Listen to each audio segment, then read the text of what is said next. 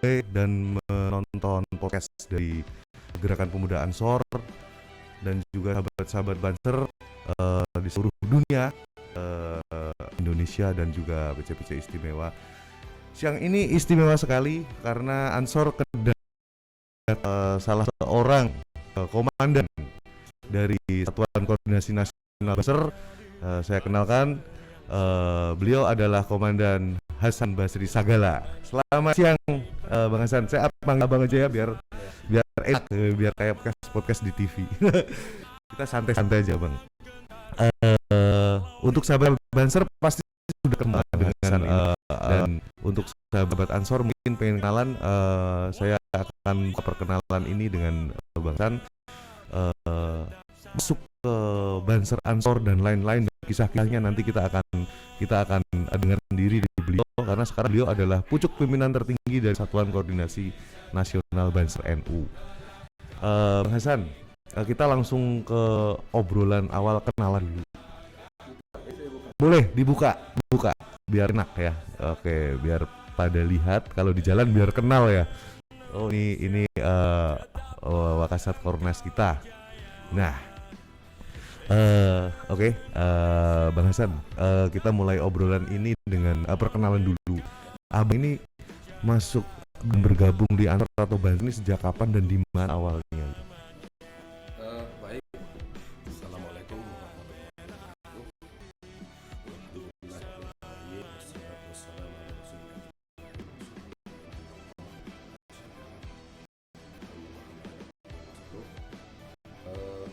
Pertama, terima kasih sahabat yang mengundang saya. Iya. Di sini ya. Dan saya dengar nama saya sudah diusulkan sejak Iya.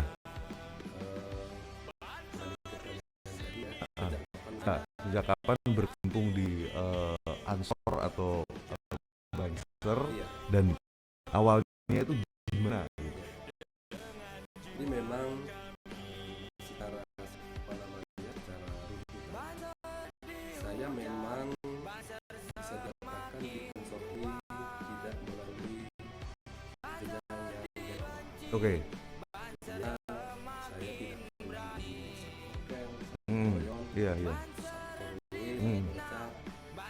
Namun pada waktu sahabat dan saya Ketum sebelum Gus Yakut berarti ya? Oke.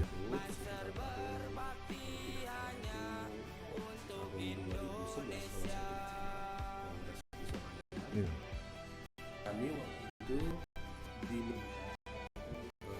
dilibatkan menjadi pengurus pimpinan pusat. Lalu setelah itu dilakukanlah restrukturisasi di Satkornas.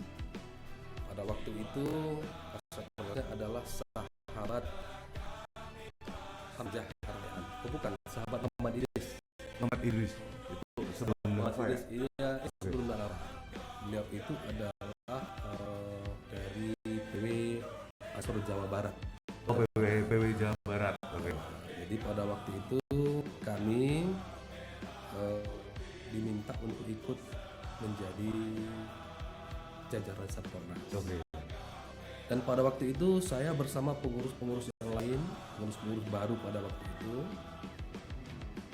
karena semangat sahabat Nusron itu adalah kaderisasi ini merupakan salah satu jenjang yang wajib diikuti di Ansor maupun Banser. Maka pada waktu itu jajaran Satkornas masih banyak yang belum ikut kaderisasi di Banser. Oh, Suban Prim, Belum. Gitu belum ada ya? Belum. Iya. Belum ke situ ceritanya. Sehingga tepatlah pada itu kami beberapa personil, kalau saya tidak silap itu ada sekitar hampir 50 sampai 60% dari jajaran Satkornas itu yang belum pernah mengikuti kaderisasi di Banser. Oke. Jadi oleh sahabat Nusron seluruhnya diminta untuk ikut kaderisasi Banser. Okay. Jadi sekitar waktu, kalau saya tidak salah itu sekitar tahun 2000 2014 kalau nggak salah. 2016. Iya. 2014 kami ikut Diklaksar. Oh, itu baru di Klatsar ikut ya? Diklaksar. Oke, paling Pengurus Satkornas, tapi disuruh ikut Diklaksar. Oke. Jadi Tapi saya sebenarnya emang belum ada, maksudnya pengkaderan yang seperti sekarang DTD itu dulu belum sudah ada. Oh, sudah ada. Oke. DTD belum ada, tapi Diklaksar, Diklaksar. Susbalan, Oh. Susbapim sudah ada. Oh, sudah ada. Oke. Tapi pada waktu itu setelah dilakukan cross-check oleh sahabat Nusron Wahid, dirasa masih banyak yang secara substansi maupun secara silabus maupun secara tujuan dan lain sebagainya itu dirasa masih kurang, perlu ada pembenahan dan perlu ada yang namanya penyegaran dalam silabus kaderisasi. Kalau di Ansor sudah, Mas. Di Ansor pada waktu itu sudah kita lakukan, karena saya juga pengurus Ansor, itu sudah dilakukan PKN pertama, angkatan pertama di Karawang, dan saya ikut menjadi peserta PKN. Ansornya Jadi dari saya TKD lebih itu dulu ada di ya? Ansor dulu, mengikuti kaderisasi di Ansor, ya, Oh, oke. mengikuti kaderisasi di Ansor. Setelah itu baru saya masuk di Bansar. Oke. Tapi kalau di Ansor saya langsung pada waktu itu ikut PKN. Kenapa langsung ikut PKN? Jenjang kaderisasi tertinggi karena di Banom-Banom NU-nya, karena saya dari PMI, saya sudah ikut kaderisasi tertinggi di PMI. Oh iya. Sehingga waktu itu ada istilahnya kaderisasi muadalah, maka kita dibolehkan untuk ikut kaderisasi tertinggi di Ansor. Tapi di Bansar nggak boleh pada waktu itu. Nggak boleh muadalah, harus kembali dari awal. Dari awal. Jadi walaupun saya sudah ikut PKN, kaderisasi tertinggi, Udah PKN ya? saya termasuk alumni pertama Ya, saya PKN bersama 1 ya? sahabat-sahabat yang lain. Sahabat Gus Yakut juga pada waktu itu ikut PKN yang di Karawang. Itu PKN 1 ya? PKN 1 Oke. Karawang. Jadi ternyata begitu masuk Bansor, kami nggak boleh Nggak langsung boleh, ikut nggak Susbalan. boleh. Iya. Susbalan ikut dulu di Klaksar. Maka kita dulu ikut di Klaksar pertama itu yang dilakukan oleh PW GP Ansor DKI Jakarta. Waktu itu sahabat Zuri Ardiantoro, Oke. yang sekarang salah satu deputi di KSP. Beliau adalah ketua PW Ansor DKI Jakarta. Oh, itu dulu ketua PW Ansor DKI Itu ya? PW Ansor DKI, sekretarisnya sahabat Saiful Dasuki.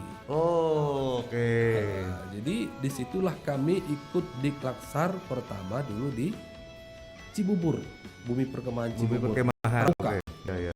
Peserta pada itu ada 180 orang, dan itu terdiri dari berbagai macam unsur. Ada yang dari Satkornas, ada yang dari Satkorwil, dari Satkorcap dan lain sebagainya. Oh, semua diikutin ya, yang Semua terutama diikutkan. yang misalnya Satkornas tapi belum pernah diklat juga diikutin di situ gitu. Diikutkan, Oke. wajib diikutkan. Jadi saya dulu seangkatan dengan sahabat Mujib Rodi Raharjo sekarang yang Oke. dia di Inspektorat Jenderal di Kementerian Agama. Ada sahabat Nasrullah, ada sahabat Halik Rumkel kalau saya tidak Pak salah. Rumkel ya. Ada Iya, banyak iya. sahabat Di Batang dia sekarang kan tinggal. Iya.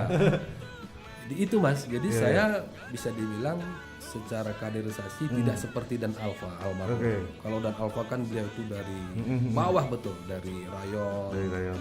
naik ke apa namanya Satkoryon, Satkorkel PAC sampai ke PW sampai ke pusat. Sampai ke pusat ya. Kalau saya memang kaderisasi secara kepengurusan langsung ke pusat di PB Ansor maupun di Satkornas. Secara kaderisasinya juga saya langsung dari langsung masuk ke Satkornas. Langsung ke Satkornas benar. Itu sejarah saya. Jadi bisa dibilang saya ini apa namanya kalau dibandingkan dengan Alfa atau sahabat Satkornas yang lain dan sahabat di Satkorwil lain, memang saya agak sedikit beda. Iya. Memang pada waktu kita dipaksa Iya.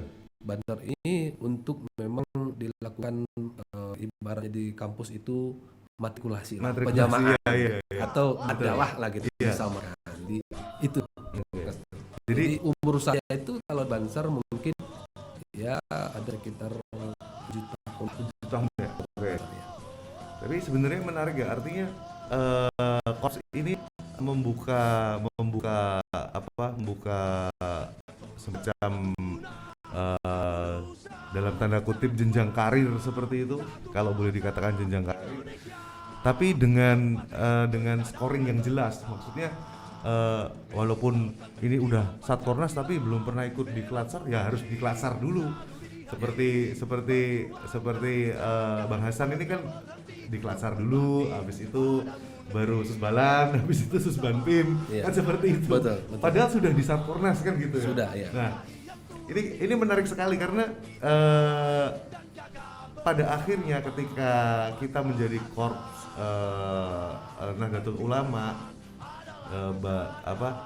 Badan Otonom Nahdlatul Ulama, terutama di Banser yang sering dibilang Banser ini adalah kader inti dari Gerakan Pemuda Ansor, berarti memang harus dari sisi matrikulasi seperti tadi yang disampaikan ataupun muadalah ini memang sesuatu yang harus itu. Jadi oke lah, kita mungkin melihatnya walah Banser apaan sih, bagi awam kan begitu ya. Tetapi untuk urusan kompetensi kita ini dari dasar sudah ada pelatihan.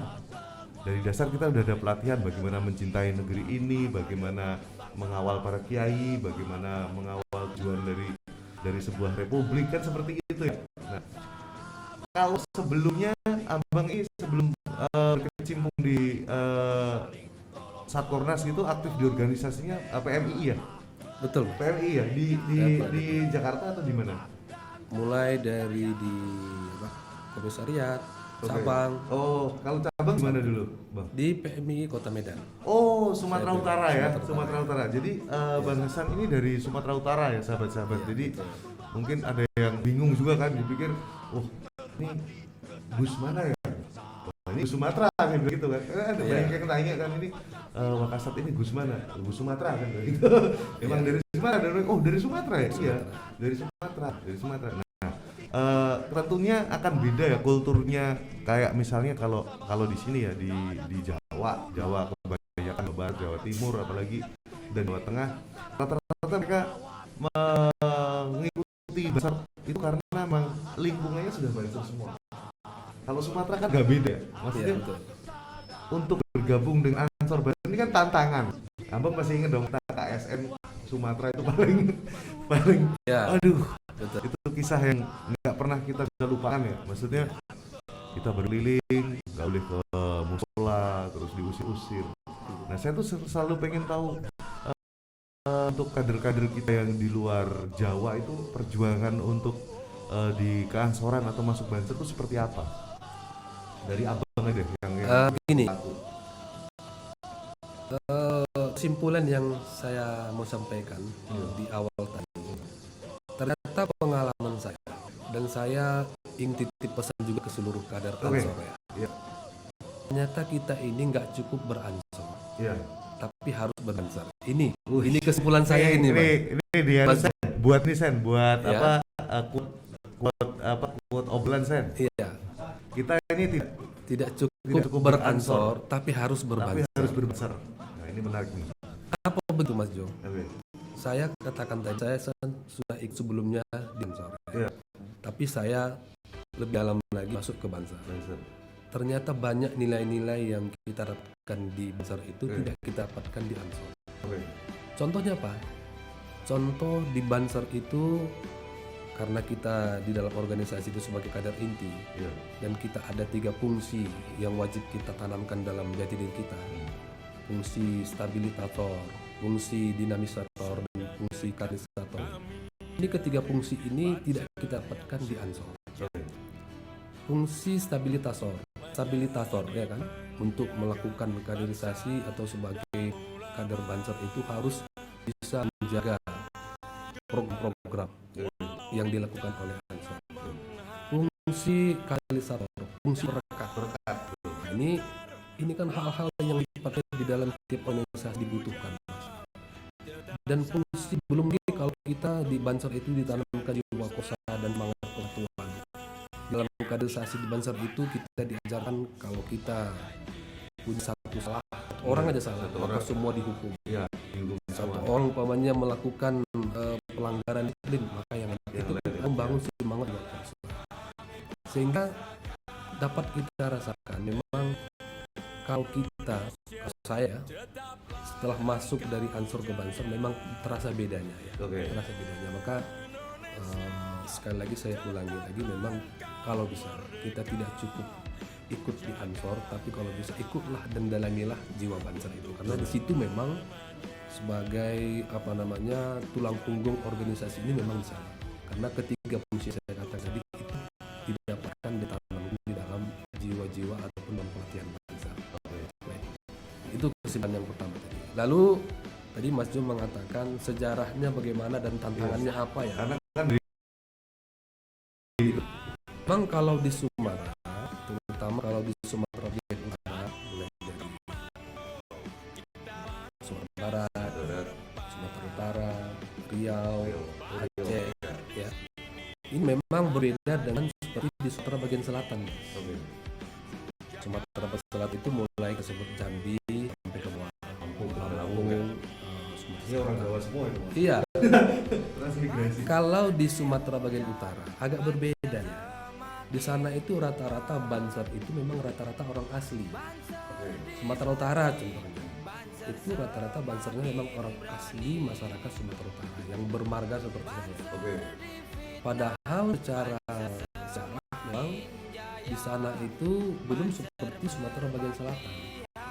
Kalau Sumatera bagian selatan rata-rata yang menjadi Banser itu adalah orang yang memang orang tuanya dulu pernah transmigran dari Jawa ke sana.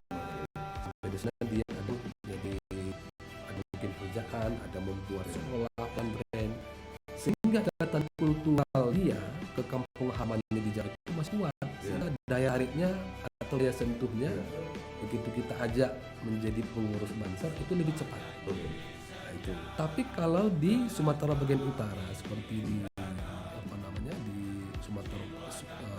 Sumatera Barat, Riau. Kalau Riau juga hampir sama itu. Nah, tapi kalau yang ke atas itu memang agak beda ya. Maka perkembangannya tidak secepat seperti yang di Sumatera bagian selatan. Nah, ini sebuah tantangan